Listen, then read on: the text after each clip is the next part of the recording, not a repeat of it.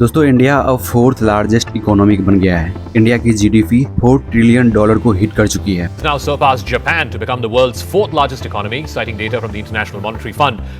All right, in a major economic milestone, India is poised to become the world's fourth largest economy in 2025.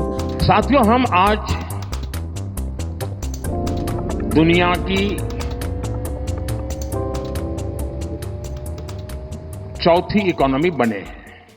India United kingdom और Japan को पीछे छोड़कर चौथे number पे आ गया है और इंडिया की जीडीपी 6 to 7% से ग्रो कर रही है और बहुत ही जल्द जर्मनी को पीछे छोड़कर थर्ड लार्जेस्ट इकोनॉमिक बन जाएगा। पर दोस्तों इंडिया आंकड़े के हिसाब से खुद को फोर्थ लार्जेस्ट इकोनॉमिक घोषित कर दिया है, लेकिन रियलिटी में इंडिया की आंतरिक सिचुएशन वैसी नहीं है। इंडिया यूनाइटेड किंगडम और जापान को पीछे छोड़ दिया है, लेकिन क्या इंडिया की लिविंग ऑफ स्टैंडर्ड जापान और यूनाइटेड किंगडम जैसी है? बिल्कुल भी नहीं। जीडीपी की ग्रोथ से क्या मिडिल क्लास पुअर क्लास की लिविंग में कुछ चेंजेस हुआ है? बिल्कुल भी नहीं। बहुत को तो ये भी नहीं पता होगा कि इंडिया फोर्थ लार्जेस्ट इकोनॉमिक बन गया है, क्योंकि अगर ये सबको पता चल जाएगा कि इंडिया जापान को पीछे छोड़ दिया है तो सवाल करने लगेगा कि आंकड़े के मामले में इंडिया रिकॉर्ड तोड़ रही है और उसके लाइफ में कोई ग्रोथ क्यों नहीं हो रही है। एक लाइन के इस तरफ पैदा हुआ इंसान 10 साल कम जीता है।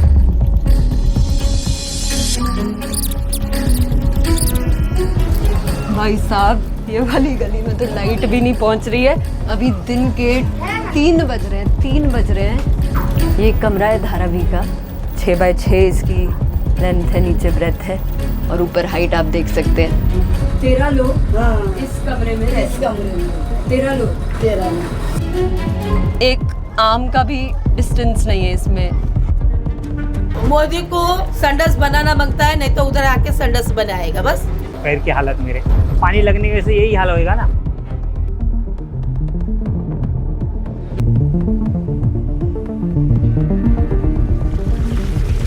दिखने में बहुत मेहनत सी लगती है, लेकिन देखने जाओ तो बिजनेस है, कोई गुलामी नहीं, अपना खुद का काम। दोस्तों ऐसा नहीं है कि जीडीपी के ग्रोथ से इंडिया के लोगों की ग्रोथ नहीं हुई है, लेकिन सबको नहीं। आज इंडिया भले ही ज्योग्राफी के हिसाब से एक है, लेकिन इंडिया के ग्रोथ के साथ इंडिया के लोगों के ग्रोथ की बात आती है तो ये अपॉर्चुनिटी सिर्फ कुछ लोगों को ही मिलती है। पर सवाल यह है कि इंडिया फोर्थ लार्जेस्ट इकोनॉमिक तो बन चुकी है, और क्या ये आंकड़ा इंडिया की ग्रोथ की रियलिटी बताती है? और अगर इंडिया यूनाइटेड किंगडम और जापान को पीछे छोड़ दिया है तो क्या जापान के लोगों को जो सरकार से सुविधा मिलती है, क्या इंडिया के लोगों को ये सुविधा मिल रही है? और इंडिया के जीडीपी ग्रोथ इंडिया के किन किन लोगों को फायदा दे रही है? इन सारे सवालों का जवाब जानेंगे इस एपिसोड में।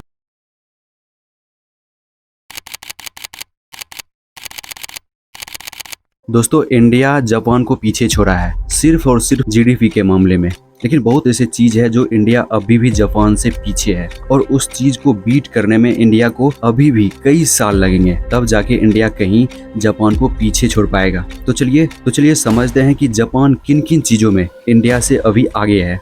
चलो पहले जीडीपी पर कैपिटा को ही देखते हैं। जापान की जीडीपी पर कैपिटा है $33,000 और वहीं इंडिया की बात करें तो इंडिया की जीडीपी सिर्फ और सिर्फ $2,800 है, जिससे जापान की लिविंग ऑफ स्टैंडर्ड इंडिया के कंपैरिजन में उसकी क्वालिटी ज्यादा है। और अगर आप ये सोच रहे हो कि जापान की पॉपुलेशन कम है इसलिए उसकी living of standard and per capita income India से ज्यादा है, ओके ये भी सही है।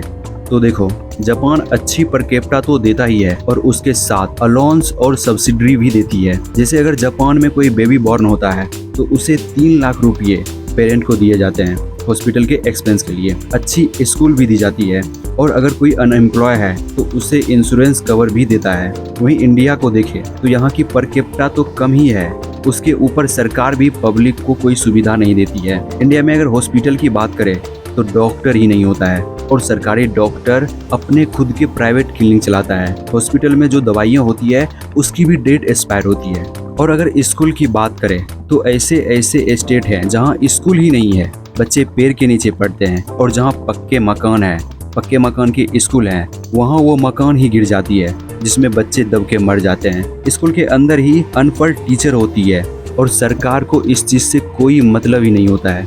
उसके लिए ये इम्पोर्टेंट ही नहीं है कि स्टूडेंट को कैसे अपॉर्चुनिटी दे जिससे वो और देश को बेहतर कर सके, उसे इससे कोई मतलब नहीं होता है। अगर आप इस पे सवाल भी उठाते हो तो आपको जेल कर दिए जाएंगे, आपके हाथ तोड़ दिए जाएंगे। उसे तो सिर्फ ट्रांजैक्शन काउंट करना होता है और कुछ भी नहीं।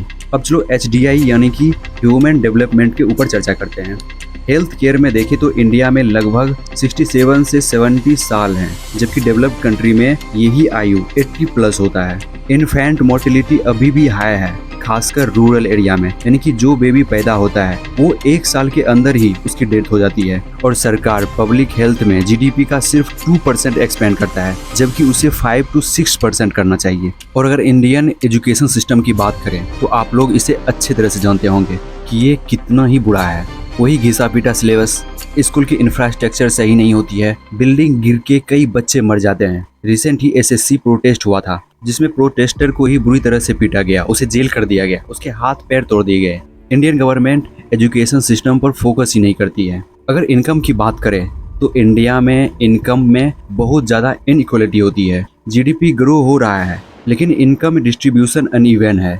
ऑक्सफैम के डाटा के हिसाब से टॉप 10% लोग देश के 77% वेल्थ रखते हैं। लार्ज पॉपुलेशन इनफॉर्मल जॉब में ही रह जाते हैं। सोशल सिक्योरिटी, फिक्स सैलरी या फिर बेनिफिट उसे नहीं मिल पाती है। और जेंडर पे गैप भी काफ़ी ज़्यादा है। वोमेन लोग एवरेज में मेन से 20 to 30% कम अर्न करती है, जिससे पुअर हो रहा है और रिच और ज़्यादा रिच हो रहा है।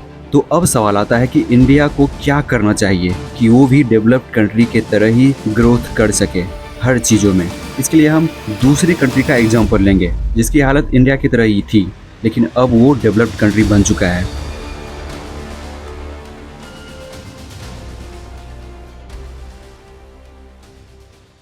दोस्तों, सिंगापुर एक ऐसी कंट्री है जिसकी सिचुएशन सेम इंडिया के तरह ही थी। Unemployment, poor education, lack of opportunity. But उसने अपने कोर प्रॉब्लम पर फोकस किया। उसका पहला कदम था हर बच्चे को स्कूल भेजना और एजुकेशन सिस्टम पर फोकस करना। उसे लोकल लैंग्वेज सिखाया गया, इंग्लिश लैंग्वेज सिखाया गया ताकि वो और ज़्यादा एजुकेट कर सके। और दूसरा कदम था उसे स्किल सिखाना इंडस्ट्री के ग्रोथ के लिए। और तीसरा कदम था क्रिटिकल थिंकिंग और क्रिएटिविटी। उसे प्रोजेक्ट बेस्ड लर्निंग दी जाती थी, कंप्यूटर लैब दिया जाता था और टीम वर्क पर फोकस करवाता था। इसी तरह साउथ कोरिया भी इंडिया की तरह ही था, लेकिन उसने अपने रियल प्रॉब्लम को पकड़ा और उस पर काम किया। उसने स्टूडेंट के ऊपर फोकस किया, उसे अच्छा शिक्षा दिया, मैन्युफैक्चरिंग पर फोकस किया और खुद को इंडिपेंडेंट किया और खुद की इकोनॉमी को बूस्ट किया। और इंडिया के तरह ही मलेशिया भी एग्रीकल्चर पर ही डिपेंडेंट था। उस टाइम वहाँ की GDP पर कैपिटा ओनली $240 था।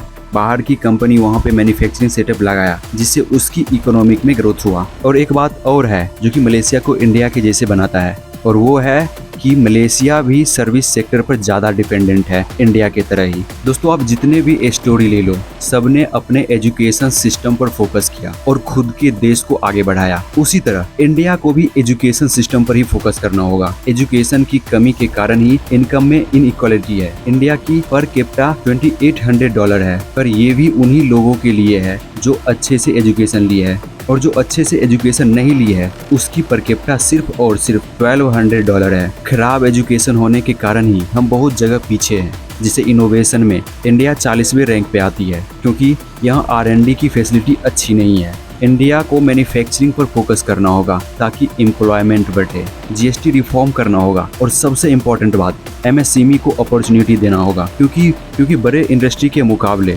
MSME कंपनी एम्प्लॉयमेंट ज़्यादा देती है। दोस्तों, इंडिया को कई चीज़ों पे फोकस करना होगा, तो ही इंडिया GDP के आंकड़े के साथ साथ सभी को ग्रोथ होगा, और वो सारे चीज़ एजुकेशन से जुड़ा है। इसलिए इंडिया को सबसे पहले अपने एजुकेशन सिस्टम पे फोकस करना होगा, क्योंकि अपॉर्चुनिटी यहीं से मिलती है। तो दोस्तों, ये थी इंडिया की GDP की रियलिटी। आई होप कि आप इसे अच्छे से समझ गए होंगे कि इंडिया सिर्फ GDP को आगे ले जाकर इंडिया को ग्रो नहीं कर सकती है, बल्कि इंटरनल प्रॉब्लम पे फोकस करके उसे सॉल्व करके GDP के साथ साथ सबको आगे बढ़ा सकती है। आई होप आप इसे अच्छे से समझ गए होंगे। आज के लिए इतना ही, मिलते हैं नेक्स्ट वीडियो में किसी नई एपिसोड के साथ।